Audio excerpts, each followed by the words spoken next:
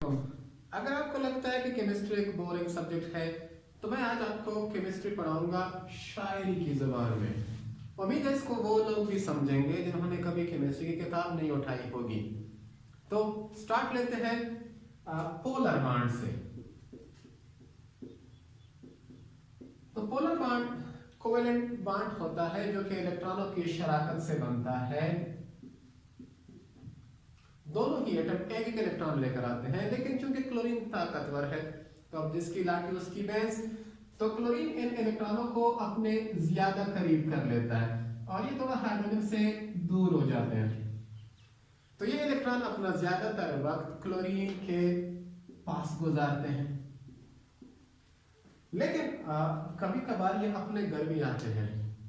तो हसन जैदी कहते हैं, हसन रजा साहब कहते हैं कि आवारगी में हद से गुजर जाना चाहिए, आवारगी में हद से गुजर जाना चाहिए, लेकिन कभी कभार तो घर जाना चाहिए। और जब हाइड्रोजन को इलेक्ट्रॉनों की याद सताती है तो वो क्लोरीन की तरफ देखेगा। हमसे बिछड़ के इन दिनों किस रंग में है वो, हमसे बिछड़ के इन दिनों किस रंग में है वो, ये देखने रकीब के घर जाना चाहिए। तो ये था पोलर बॉन्ड। अब मैं आपको बताता हूं डिस्प्लेसमेंट रिएक्शन के बारे में। डिस्प्लेसमेंट रिएक्शन का आपने नाम सुना होगा, डिस्प्लेसमेंट रिएक्शन।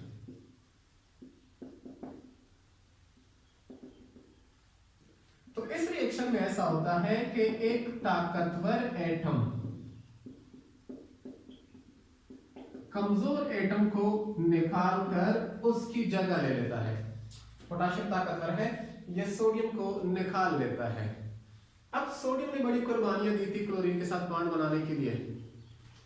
सोडियम ने अपना इलेक्ट्रॉन तक, अपना दिल तक क्लोरीन को दिया था, लेकिन जब पोटाशियम आया तो क्लोरीन ने बॉन्ड बना लिया पोटाशियम के साथ। तो सोडियम क्या कहेगा, अपना बना कि जिसके लिए हम उजड़ गए, अपना बना कि जिसके लिए हम उजड़ गए, कल शाम जा रही थी किसी अजनबी के साथ, कल शाम जा रही थी किसी अजनबी के साथ। अब एक है डबल डिस्प्लेसमेंट।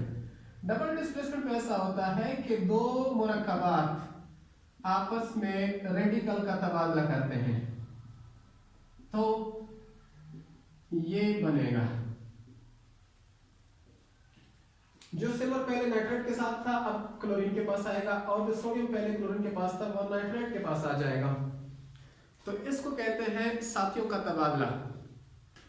तो इस तबादले के बाद सिल्वर क्लोरीन से क्या कहेगा, अपने अपने बेवफाओं ने हमें यकजा किया। सोडियम से क्लोरीन ने बेवफाई की, नाइट्रेट से सिल्वर ने की।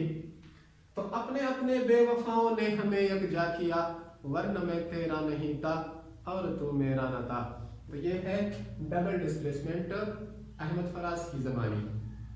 अब मैं आपको एक और कॉन्सेप्ट देता हूं, वो है एक्टिवेशन एनर्जी का। तो एक्टिवेशन एनर्जी, किसी भी रिएक्शन से पहले मॉलिक्यूलों के पास इतनी एनर्जी होनी चाहिए कि वो रिएक्शन में हिस्सा ले सके। एक्टिवेशन एनर्जी वो एनर्जी जो मॉलिक्यूलों को एक्टिवेट करती है, उसको रिएक्शन में हिस्सा लेने के लिए तैयार करती है। तो अगर ये मैं एक एनर्जी डायग्राम बनाऊं, ये रिएक्टेंट है और ये प्रोडक्ट है। अब प्रोडक्ट की एनर्जी रिएक्टेंट से कम है, इसका मतलब है कि हाई एनर्जी से लो पर आएगा रिएक्टेंट। तो बज़ाहिर एक्सोथर्मिक रिएक्शन है, आसान सा रास्ता मालूम होता है, लेकिन ऐसा नहीं है, ये रास्ता अलाउड नहीं है। इन मॉलिक्यूलों को रिएक्शन से पहले, इन मॉलिक्यूलों को रिएक्शन से पहले थोड़ी सी एक्स्ट्रा एनर्जी चाहिए। ये जो थोड़ी सी एक्स्ट्रा एनर्जी है इसको कहते हैं एक्टिवेशन एनर्जी। अब ये जो एक्टिवेशन एनर्जी है, ये जब इसको मिलेगी तो ये इस रास्ते से चलकर प्रोडक्ट बनाएगा, ये वाला रास्ता अलाउड नहीं है। तो मुस्तफा जैदी कहते हैं कि इन्हीं पत्थरों पे चल के, इन्हीं पत्थरों पे चल के अगर आ सको तो आओ, मेरे घर के रास्ते में कोई कहकशां नहीं है, मेरे घर के रास्ते में कोई कहकशां नहीं है। तो एक कॉन्सेप्ट और आपको देता हूं, वो है ये शेल का या ऑर्बिटल का जो कॉन्सेप्ट है। तो अक्सर स्टूडेंट सवाल करते हैं कि हाइड्रोजन में एक ही इलेक्ट्रॉन है, एक ही इलेक्ट्रॉन है, लेकिन शेल हम उसके लिए 6 6 7 7 बनाते हैं, ऑर्बिटल हम उसके लिए बहुत सारे बनाते हैं। तो ऐसा क्यों है? तो मैं उन्हें जवाब देता हूँ कि असल में ये तो इलेक्ट्रॉन की एनर्जी पर है कि जितनी ज्यादा एनर्जी दोगे उतना मरकज से दूर जाएगा। जहां पर इलेक्ट्रॉन गुजरे, जहां से इलेक्ट्रॉन गुजरेगा, जहां पे इलेक्ट्रॉन के कदम पड़ेंगे वहां पर ऑर्बिटल बन जाएगा। जहां पर इलेक्ट्रॉन के कदम पड़ेंगे, जहां वो किसी की याद में रात गुजारेगा तो वो जगह ऑर्बिटल कहलाएगी। सो वो क्या कहते हैं सागर सिद्दीकी साहब के, काटी जहां तसव्वुर जाना में एक शब्द, काटी जहां तसव्वुर जाना में एक शब्द, कहते हैं लोग उस जगह बुतखाने बन गए। तो अब ने देखा कि ये केमिस्ट्री इतनी भी मुश्किल नहीं है जितना कि हमने इसको खुद बना लिया है। तो अब एक और छोटा सा कंसेप्ट है, वो है इक्वालिजिया का। इक्वालिजिया का थोड़ा सा आपको आइडिया दूं।